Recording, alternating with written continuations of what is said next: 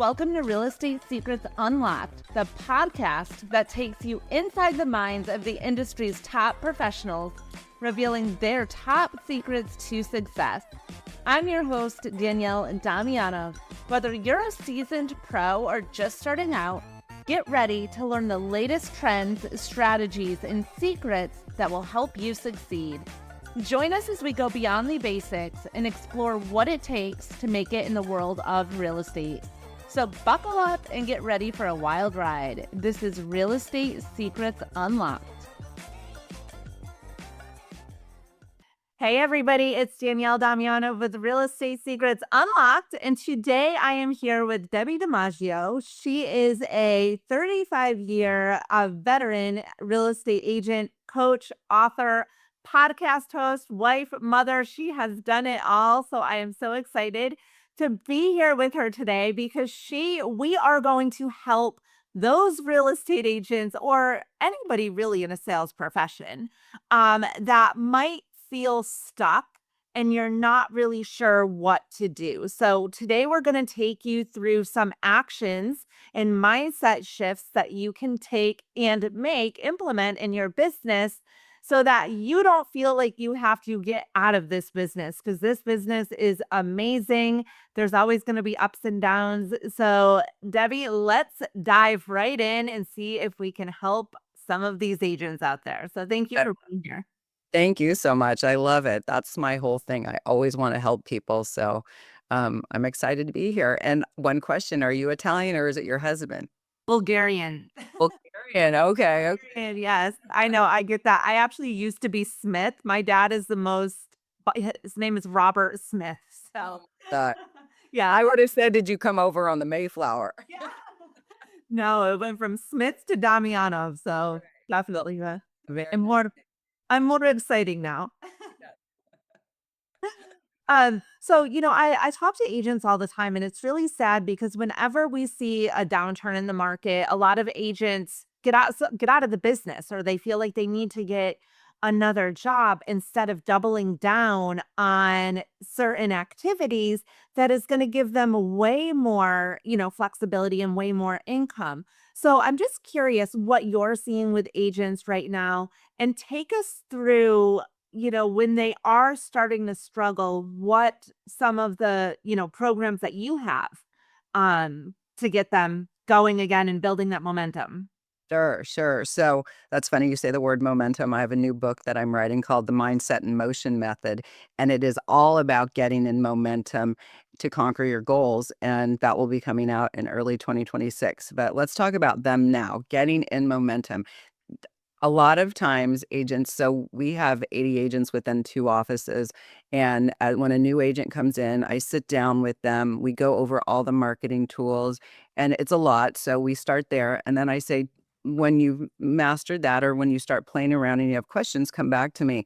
I often find that agents will spend so much time getting their license, and then they'll get their signs, they'll get their business cards, they come in, they'll sit with me, and they'll also sit with our office manager, and they'll learn all the things we have. But then, they start doing open houses and they start pretending to be in real estate, but they're not really learning the foundation. So out of kind of this program I created called Foundation for Success was just me trying to explain to them there's all the programs that we have and all the tools and there's the platforms, but you really have to have the foundation. So when the going gets tough, you have to start working harder. You have to show up. Don't sit in your living room or at your home office. You've got to be out. If that's in a coffee shop working, if that's any public place, you have to be seen.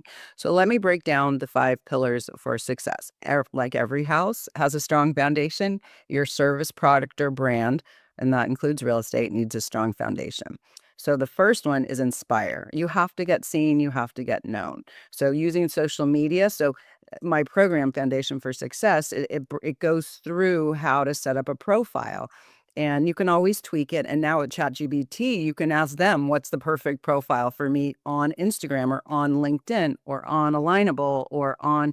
So I train them and we audit whatever they have. So that's how I start if they work with me one-on-one. But the program is free right now on Skool for a while. And I'll give that to you to add to the link. So using social media, video, visual storytelling, some of us I don't mind talking like this. I don't like talking to camera and just me and myself. So I'm not good at it, but I encourage people to do it. It's very important that people who use video do very well. So especially the younger people are really great at that. I'm still trying to get over it, but visual storytelling to attract attention and build brand presence. So you've got to get your socials set up. I know some people don't like it, but you've got to embrace it.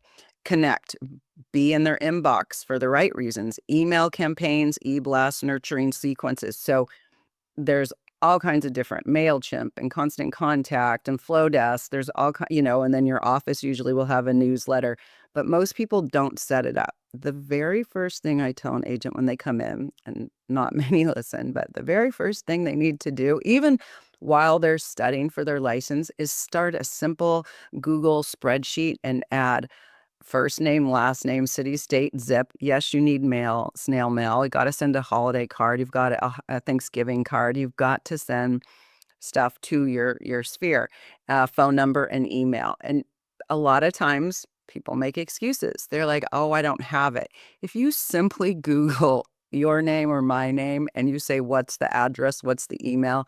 I guarantee 90% of the time it's going to come up on a simple Google search. Yes, we have the MLS and public records, but it's pretty easy to find people's contact. And that's the one thing I hear the most. Oh, I don't have that. Pick up the phone and call. It's like, I don't get it. So anyway, start your Excel spreadsheet, because why do you need that? Because as soon as you launch, you need to send out, I am currently with X company, just wanted to let you know where I'm working now. It could be very soft.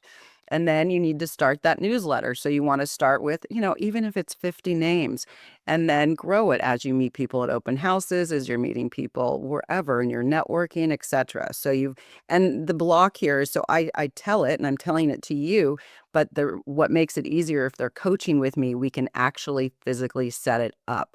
And people read it and they're like, oh, I know that, but have they implemented? And that's why it's important to work one-on-one. And I don't want to work with people forever. I just want to get them set up. I like to meet, people and work with them for a week or 2 weeks or 3 weeks, get them set up so they're set up and they've got their foundation.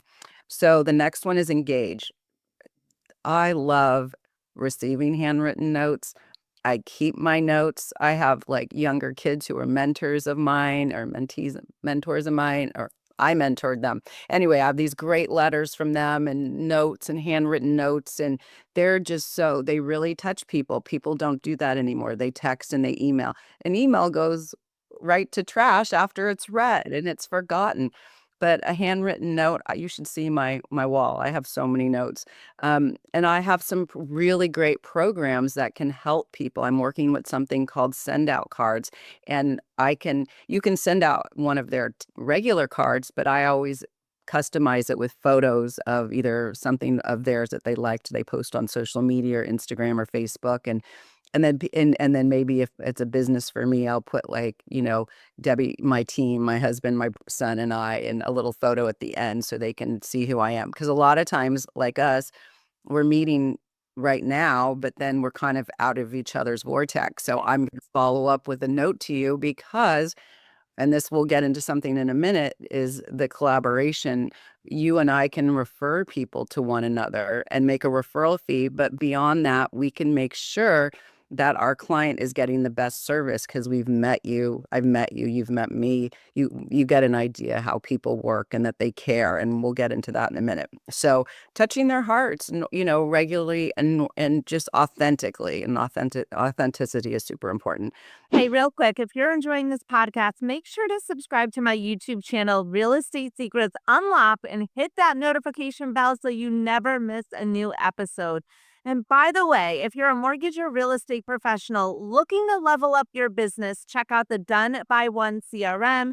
It's at DoneByOne.ai. It has tons of tools that will help you automate your business, automate your systems, your lead generation, your lead follow up, social media, email marketing, and it will allow you to close deals faster. If you are ready to take your career to the next level, join my team. We are looking for real estate agents, mortgage professionals, and real estate agents that want to be mortgage professionals. We're all about support, growth, and crushing it together. The links are in the description. Check them out now and let's grow together. And then educate. We have to teach to trust. So blogs, editorial, so write editorial features. So right now I'm currently writing for the 2 local papers in our community. Now remember, there's all ages of people buying houses, and we're from California. There's a lot of young people who've made it big off tech and different things. So we have a client looking to buy a $5 million house, and it's their first house. They, hit it big. So there's younger people, and those people are probably more likely to be on social media. But remember, you've got the older people, the baby boomers, the people who aren't. My mother does not look at email. She now text messages, what makes my life easier, but she doesn't email. So I send my newsletter to my dad or my brother and say, print this out for mom. So we can't control everyone else. We don't know who's in their 70s and 80s and 90s, and people are living to 100. So I write in a magazine, one's a little magazine, one's an online newspaper, and I'm targeting seniors because I love to help seniors. So finding a niche is also important. So I love to help seniors with the downsizing process. So I write an article for seniors in these 2 publications. So now those people who might not be on social media, they do keep that, they read those little publications. And then collaboration. So working together. So one of the things I'm doing right now, just so it's whether it's podcasting and getting known, because people don't know us if we're at home or at the office. They don't. Secret agent. Yeah, exactly. So podcasting is really good. And also, you being on my podcast, me being on your, collaboration with other agents, with other business professionals, and then hosting workshops. So years ago, I wrote one of my books, The Art of Real Estate. So I hosted in my local community in Piedmont, I hosted a downsizing event. So I went over the downsizing process from getting pre-inspections to getting the house ready for market and letting them know, you don't have to remember all this. This is what I do. I do this for you. I'm just sharing the steps. And then I also brought in different speakers. So we did it together. And then I'm working today after this. I'm going to go to some of the retirement communities here in Beverly Hills and West Hollywood with one of my colleagues who is a title person. And so we're going to go together to get the names of the people who are the managers or leads of these retirement communities to offer a presentation or a newsletter or whatever they need. So it's really, it's all about, if you have a service, product, or brand, it's all about building relationships. And that's one of my favorite things. So that is foundation for success, your 5 pillars for success. Well, and the biggest thing that out of all of that, it's taking action, right? It's doing something. And like you're doing a mix of online, on social, print, direct mail marketing. I have to plug my CRM right now because you were talking about. So I also own a CRM called Done by One. And the whole premise is for you to, and we have 5 pillars also very similar to yours. So it's funny. And you start with your mindset, lead generation, lead follow up, sales, marketing, working the business, and then living your life. And if you do all of that from the time you wake up, you should be done by 1. So you can go and MailChimp, this, that, the other thing. We have everything all in one CRM, including direct mail, and it's all with automation and AI. So everything that you were mentioning, I was like, we can do all. Do it. You do it. But no, it's everything that you're saying is taking action. And so I think a lot of times what happens, even when you said this in the beginning, you'll ask people, well, do you have these phone numbers or this, that, the other thing, or you'll show them the marketing, they get into analysis paralysis. And then they don't do anything. They're like, I don't even know where to begin. There's all this stuff. And so they just don't do anything. So I think in the beginning, it's picking a couple of things, a mix of passive lead generation, which will be your newsletters, which will be, sending out the cards, and that active lead generation, which is going door to door or picking up the phone and calling people. That's going to be is it fun? No, it's not always fun picking up the phone and calling people, but that is going to bring you immediate business a lot quicker. So a combination of the both, which is everything that you just talked about, is what they need to be doing. So let's talk about a schedule. What would be like an optimal schedule for a new agent just starting out that has to incorporate this stuff? Because and I always tell people, you have to get your lead generation, your phone calls out of the way because it's the least fun. But I promise once you get going, it actually is a lot of fun. It just takes a little bit.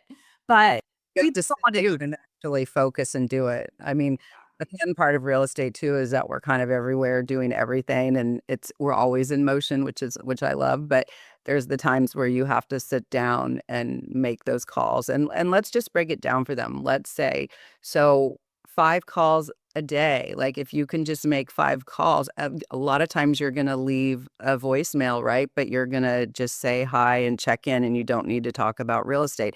They're going to ask about real estate if you do get on the phone with them, but you're just calling to say hi, how are things going? So the first thing is get one of those huge calendars. Don't hide it. Have a big calendar and start filling in the days, right? So the first thing as a new agent, you don't have experience. You don't have a lot of knowledge, but practical knowledge, but you can learn. So you've got to immerse yourself into knowing what you're doing, how to do it, and mentorship is the best thing. So I'm going to give you my area. Tour day is Mondays and Thursdays. That's from, let's say, 10 to 1. Put that in your calendar and don't skip it. If you don't, What do you do during that time? during that time, grab a buddy so you're not going out on your own. You're going to go look at the inventory. You're going to go look at the houses. Don't say, oh, I don't have anyone for that. Of course you don't. But you need to know the inventory. If you do get someone or meet someone and they ask you questions, you need to know. And you need to be able to, I mean, you're a realtor. You need to be able to speak about what you're seeing, what you're doing. It also gives you instant social media options to put on social. There's so many different things. So you should go on tour, grab a friend so it's more fun, grab another agent, go on tour together. It's fun to do it that way. You're looking at the houses, you're having conversation, but one of the most important things other than starting to educate yourself is that I have the 5 C's of real estate, and one of them is collaboration, whether I'm collaborating with you as another agent, whether I'm connecting with people on other agents on social media, but you need FaceTime with the agents who you may do a deal with someday. They need to know who you are. I remember I got a call from an agent. She had received an offer. She was at a different company, and she called me to check in about one of our agents. And so I was able to verify who he was, and we'd be making sure the deal went through. But they need to know you so they trust you, like you, know that you're going to do the deal, see you're a good person. They don't want to work with someone they don't know, right? We don't want to go into escrow with someone we don't know, who we might not know, or maybe we heard they weren't like the easiest to work with. So you need to ingratiate yourself to all the other agents so they know that you're serious. You're not just someone like walking through, just some person who was pretend to be a real estate because they think it's cool. So going on tour those 2 days. Yes, I know it gets busy because that takes your chunk of your morning, and then maybe come back or you might be able to do it beforehand, but make those 5 calls, check in with people, leave voicemails. And then one of the other things, so I joined for most of my career up until a couple years ago. My business was built on referrals, raising kids, being part of the community. I personally like doing charity work. What I tell people do when I first meet with a new agent, I say, do what it is you love authentically. Like, I wish I golfed because I think that's such a great place for business, but I don't like it. My husband golfs, which is great, and he has so much fun. It's just not my thing. I feel myself when I'm doing charity work. So when I was young and I started doing charity work, it did not occur to me what I was doing it because I wanted to do it, but I didn't realize that that later would turn into business. But what it is you're aligning yourself with people who are like-minded and they get to know you. So if you garden, if you play mahjong, if you play tennis or pickleball, just do what it is that you love. So okay, so you're going on tour Mondays and Thursdays and you're doing your 5 calls a day, and then when you're come in the office, do not sit at home. Don't be like, "Oh, I went on tour, I'm done for the day." Go sit next to someone who whether it's your office manager. Like, my husband loves to be in the office. I'm like all over the place, but he likes to be in the office front and center, and he's the broker, so he's fielding calls all day long from our other 80 agents who have questions, and the questions that come in are not regular questions. Like, things will come in when there's an issue. So you can hear the new agent sitting there can hear how he says it, what he says, and they're just absorbing so much information. And it is time and time proved. Those agents who did that, they did that for so long, they just sucked it up. Then you're sitting there with your notepad and you're writing questions. So then afterwards you can say, "Hey, Adam, can you explain what that was about?" If you're sitting at home, how are you going to learn? Right. Exactly. Exactly. So, and then of course, open houses. When you're new, you've got to, not even when you're new, you should always, like, even during a down market, ask if you don't have a listing, ask your office manager to make sure they can set you up with someone. Some agents do have a lot of listings, do their open houses. So you should. I interviewed one of these guys who was new, and he had been a talent agent, but then real estate was new. He was literally doing open houses like 5 days a week. It doesn't matter. It doesn't have to be a scheduled Saturday or Sunday open house. And it's free. I know a lot of times people are like, "Oh, it's so expensive to advertise." Okay, social media is free. Mhm. Putting out your open house sign is free, right? So, going to a cafe, meeting someone for a one-on-one to have a business meeting, reaching out, by phone if you don't wanna pay for a stamp, right? So doing an open house, you can it's like a party. You can I'm gonna be here on Wednesday, Thursday, and Friday from 5 to 7. You can market that, and then I'm gonna be at this house on Saturday and Sunday, or whatever the schedule is. So you're promoting it before you're there.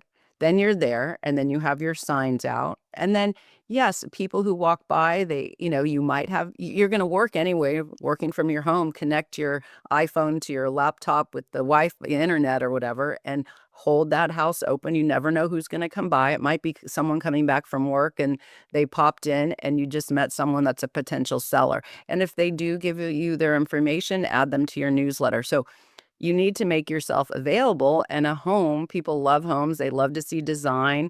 You might refer them a designer. You might refer them someone to remodel their bathroom, whatever it is, but they're getting to meet you. I always say, as an agent, they need to be able to see us, touch us, feel us. It's not unlike a celebrity where they're out there, and they're marketing everywhere and they're promoting themselves, but we don't see them or touch them. So that's like us. We have our bench signs and we're promoting ourselves, but unless they know us, they don't, if they're not seeing us or being able to engage with us at an open house or any public venue, you're just another real estate agent.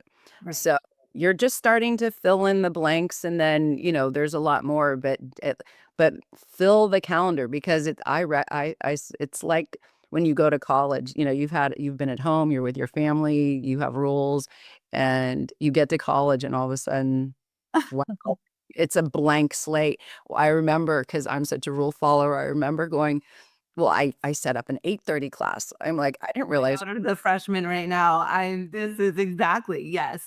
I'm like, I didn't know I could make a 10 o'clock class. Like, I had an 8:30 class, and did I ever skip class? No. Like, I was like, "Oh, you can do all those things." But it's very much like college, and it was hard for me because there was no structure, and I like to have things that I need to do and stuff. So it's just really important just for new agents and all agents, just jot it down, especially as you get busier too. We as seasoned agents are busy, getting the home ready for market, putting it on the market, doing all those things. But we also at the same time have to do all the other things we're telling you now to do. Right, exactly. And I think there's so much more opportunity right now for new agents, especially with social media. The biggest thing is that because a lot of agents will come into the business and then they don't make any money for a couple of months and they start to freak out. So you really have to learn your sales skills and you really have to embrace rejection because you're going to get it. My son is 16 years old right now and we have him doing sales. And he's like, Mom, I called that guy once and then I texted him and I don't want to call him again because I don't want to upset him. I'm like, no, you have to keep calling him. I was also Mike Ferry trained for many years, 12 years with Mike Ferry coaching, which is like pounding the phones. But I'm like, no, you have to stay on him. People are busy and they appreciate you. I mean, I have people that will call me for something and I don't answer the phone, but I'm like, "Oh, yeah, I need to call them back." I'm not thinking, "Oh my gosh, why are they calling me again?" I'm thinking, "Thank you for keep reminding me. I just haven't gotten around to it." So a lot of people don't wanna, bother people, but the thing is that a lot of times you're not bothering people, and you wanna make sure that you're asking for the business. So if you are gonna do an open house, one of the things that I used to do is I called the entire neighborhood and I would get a list. I used Mojo Dialer. I would call the entire neighborhood and just say, "Hey, this is Danielle. I'm doing an open house, Tuesday at 4 o'clock, 4 to 7 at 123 Main Street. It's a gorgeous 3 bedroom, 2 bath pool home. And I'm just curious if you know of anybody that would like to move into your neighborhood."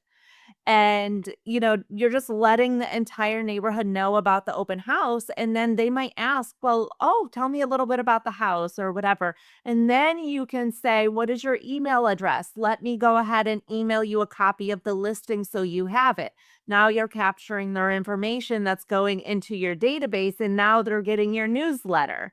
So you wanna really think about all of the different ways that you can use sales too, because a lot of agents will come into the business and they don't look at it like a sales business, but it is 100% a sales business. Right, right. Absolutely. You just need to build the network. And as I started to say, and I sidetracked myself. As I was saying, when I was started, it was open houses, community building, kids in school, just doing it that way. But I was never in a professional, it was casual networking, but it was like go to this event or that event, but it wasn't strategic. I'm in a BNI, Business Networking International, for the last 2 years. And what I love about it is super structured. Our time is 7:50 in the morning till 9:30. It's on Zoom. One day a week it's in person. And every week, and there's one profession per group. One day a week in person or one day a month? I'm sorry, one day a month in person, and Okay. then so it's just once a week, and, during the week, their suggestion is one-to-one meeting, whether that's on Zoom or in person, and then, continuing education, which is super important, and giving one referral. Well, I'm always number 1 at the top because I'm always giving multiple referrals, and you can give referrals outside your own chapter. So if you're in BNI, I can refer you someone and get credit for that.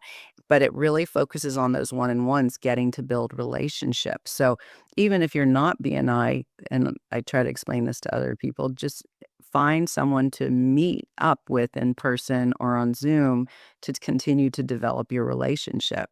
So super important. I think BNI is a really great opportunity because you can network not only within your group, but your county, your state, your worldwide. I was on a BNI meeting in Japan.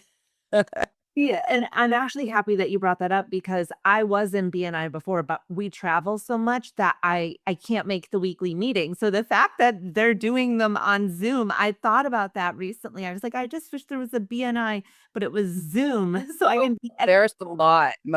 A lot of them, some are in person, but most of them, I would say, are on Zoom 100%. After COVID, that's what happened, and it makes it easy for people to attend. So I take my laptop and my microphone when I travel, and wherever I am, I'm gonna be in New York next week, I will jump on the call and do it And so I've been in Cabo, I've been everywhere. And so, yeah, you should check back into it for Yeah, sure. for sure. I'll definitely. So that is a good tip for anybody that's looking, any agents out there wondering, get into networking groups like BNI. There's a lot of other ones as well, even Toastmasters to help you with like your presentation skills.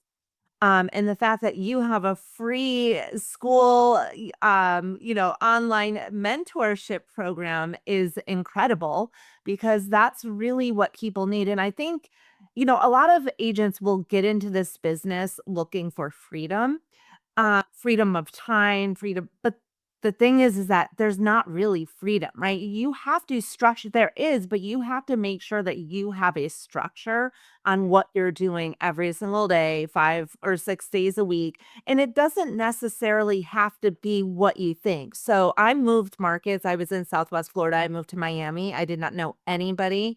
My husband wasn't over there that much. Stayed in our area. So I was technically a single mom, which meant that I could not work weekends.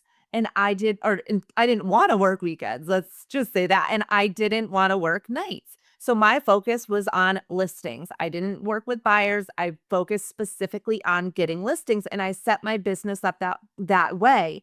And people really, respected that if I couldn't meet with them on a Saturday, but I could meet them Monday afternoon. So I don't want people to think that they have to figure out what it is you want in life, why you got into this business, and then build your business around that because a lot of people get into this and then they build a business that they hate instead of a business that they love.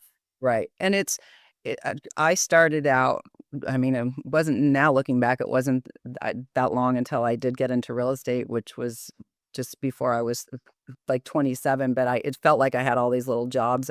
I graduated from Berkeley, and I thought, "Oh, there's gonna be some magic job that I'm gonna want," because the only thing I knew I did not wanna do was real estate, because my dad was in real estate, and he was always tied to the phone. Well, what's changed is we have phones and DocuSign and all these tools we can do remote. We can do anything remote. So, and if you're out of town and you don't have if you're not there to show it, you can get a colleague. For me, I have my son and my husband, so it makes it easy.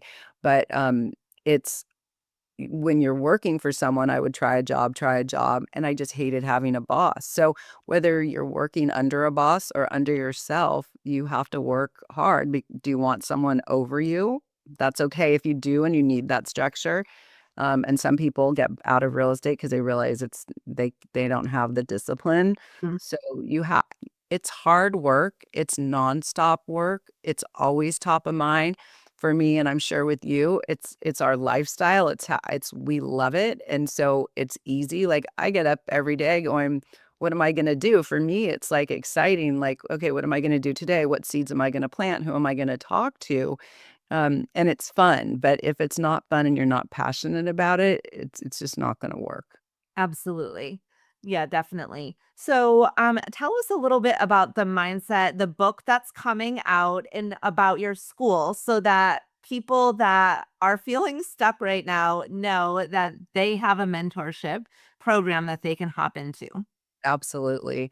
Okay, so I think and I will send the link, I think it's Skool, school.com/mindset in motion. That is my school with my Foundation for Success, and I'm gonna keep adding programs there. And again, you can do it on your own. There's also a recorded one you can follow, you can read through it, and then you can call me if you wanna just, work with me for an hour or something. And today I'm offering $97. Spend an hour with me, let's get you set up. Um, so that's on Skool, and that is free right now. And then my book, The Mindset in Motion Method, what I did with how I came up with it. Well, first I was like, my husband said, "I'll do the open house on Sunday. You did the open house on Saturday." And this is how things happen with me, accidentally with purpose. I was sitting home and I'm like, "Okay, I'm not going to do an open house today." And so I started scrolling on Instagram. And for me, my friends are like, "You don't follow me." I go, "No, I follow you, but I get all the ads come to me first, and I don't get past the ad because there's so many cool tools out there." So I go down a rabbit hole on that. So I went down a rabbit hole on taking a TEDx course, and because I'm like, "Well, I've written books, have a podcast." I'm like, "What's next?" And I'm like, I don't want to write another book. So I'm like, well, maybe I can learn about a TEDx talk. So I started going down that. I bought it. I started the assignments right away. And then as I was filling out all the forms, I was like, wow, I need to really focus. Like, what is it is my topic? I have so many ideas. So then as I was trying to hone down on what that is, I had multiple ideas and I said, "Oh God, I need to write another book." I go, "I need to really focus on what it is." So I was like, "Well, I can talk about bringing a home to market. I can talk about the empty nest. That was a huge thing for me. I have blogs and blogs and blogs and blogs on how I was suffering through the empty nest. I can speak for years on that. And then I was talking it. I always want to help people. It's like sometimes it's beating my head against a wall. You wanna help people, but they need to be partners in it. You can't do it for them. They need to want the help. Yes, they need to want it. And so I started going, I wanna help people conquer their goals. And so I started to reverse engineer things that I've done and how I got there. And so as I reversed engineered it, I came up with the mindset and motion method. So what it is first you have to have a goal or a dream.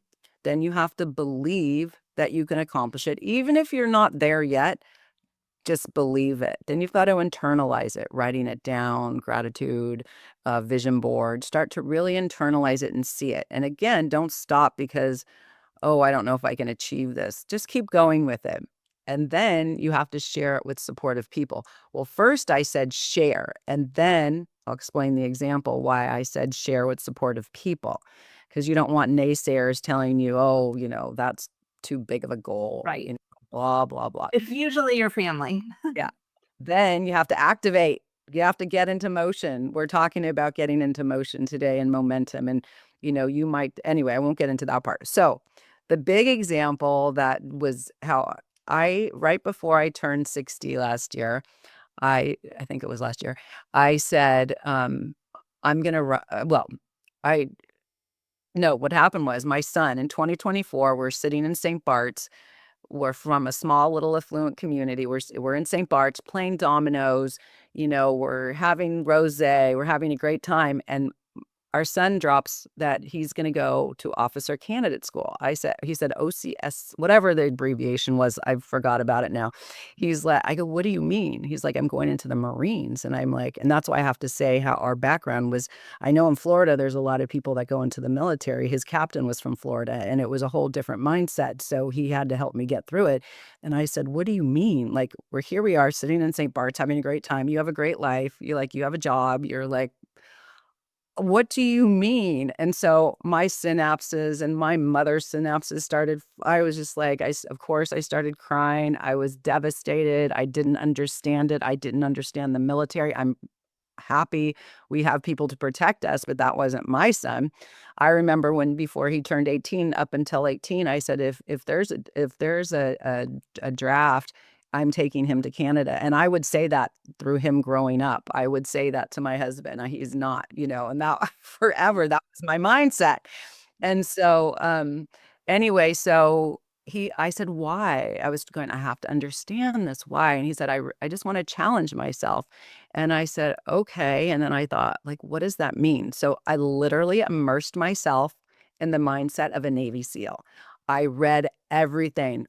As soon as we got back from lunch, my husband and I were watching YouTube videos on the Marines and officer candidate school. And because you take any human being who goes into the military, it's a mindset. It's not natural to want to kill people or have the ability to do that or not to be fearful. I mean, I would be terrified, and the physical hard labor and the mental, like it's just mental, physical, it seems insurmountable. So I watched you learn about stories where people were little wimpy guys and they turned into this amazing, like the stories were incredible. So I was trying to understand that. And then I started listening to an Audible book. I did not know who he was at the time. His name is David Goggins. So just thinking that. I did not know who he was. I told my son and my husband, and they're like, "Oh yeah, whatever." And I'm like, "Well, I had no idea." But I chose that book called "You Can't Hurt Me" because he had such a crazy, horrible life, and he really overcame so much. I mean, I just in my mind picture him cleaning the cockroaches in a restaurant. He was 300 pounds. I mean, he overcame such insurmountable to become a Navy SEAL. To I think he went through it 2 or 3 times to pass. The captains or the people, the sergeants, they literally wanted to kill him. They threw him out in the ocean away from all the other guys when at nighttime with no lights to find the raft. I mean, he was running on broken shins. I mean, come on. Like that is resilience. Yes. So I was listening to that. I started running. I was just like, I just had to go run to clear my head. I put my headphones on. I call it locking in. I just started running at 2 miles here and there, trying to think and understand. And so I decided to start running races. And so just no training. And so before Chase left, we did a 10K. I was going to do a 5K. Then I said, well, let's do a 10K. It's flat. And if I can't do it, I can't do it. Well, that one 10K turned into 3 Spartan races, a half marathon, and the training was I didn't do any training. I mean, the training was doing a race. It wasn't like I went out every day to run. And I was doing it on mindset. So strictly mindset. I said, Jan, and when I did speak to the captain, Chase let me go speak to the captain who was from Florida. He said, what is your concern? And he was so young. And he was like, I said, I'm scared he's gonna die by friendly fire. I'm like, I'm just terrified. And he goes, I understand there's not a lot of people from your community who go to the military. He said in Florida, it's like known. My mom was like, you're 18 now, go to the military. It was like it was just a rite of passage, and that's what they did. He also said it wasn't unlike someone like Chase, who had been part of a team sport since he was little. He played lacrosse his entire life. And it wasn't unlike them not to continue to want to have camaraderie with people. And when he did go for the short time he was there, he did love being with the guys. But he was almost 28, which is the cutoff because your mind is so, you're already independent. And so he liked it and he really wanted to do the more of the physical activity. But there's so much education, you fall asleep, it's like you get whacked for and you but he it was hard for him to keep awake because they work you so hard. So anyway, thank God he came back and he now coaches lacrosse. He still is in real estate with us. He coaches lacrosse and he plays lacrosse. So I said, you can have that camaraderie, just don't stop it. So he's now going to Hawaii next week with his team. So it's really great. But so I was going with that. So January, I just popped out the door to start running in my neighborhood. And then I started doing the races. And I would just enter myself and I thought, well, if I can't do it, I can't do it, right? But my mindset is such that if I sign up for something, I'm going to follow through unless something happens to me.